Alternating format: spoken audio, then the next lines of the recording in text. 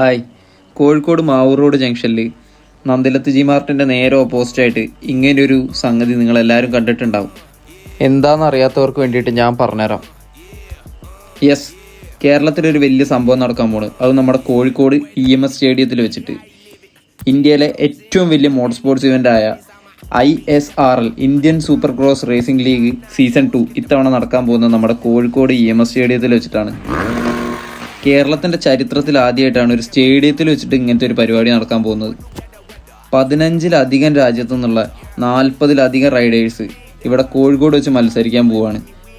ഈ super cross റേസിങ്ങിൻ്റെ അംബാസഡറായിട്ടുള്ള Salman ഖാനും അന്ന് ഡിസംബർ 21 ഇവിടെ കോഴിക്കോട് ഉണ്ടാവും.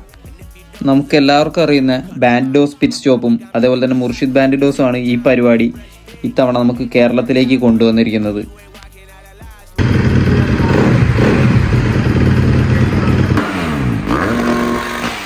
ഇങ്ങനത്തെ മോട്ടോക്രോസ് ബൈക്കുകൾ പറന്നു പൊന്തുന്നതും കറങ്ങി തിരിയുന്നതും ചാടി മറിയുന്നതും റൈഡേഴ്സ് കൈവിട്ട് അഭ്യാസം കളിക്കുന്നതൊക്കെ നിങ്ങൾ വീഡിയോസിലും സിനിമയിലും മാത്രമേ കണ്ടിട്ടുണ്ടാവുള്ളൂ. പക്ഷേ ഇത്തവണ അത് നേരിട്ട് കാണാനുള്ളൊരു ചാൻസാണ് ഇപ്പം നമുക്ക് കോഴിക്കോട് വന്നിട്ടുള്ളത്.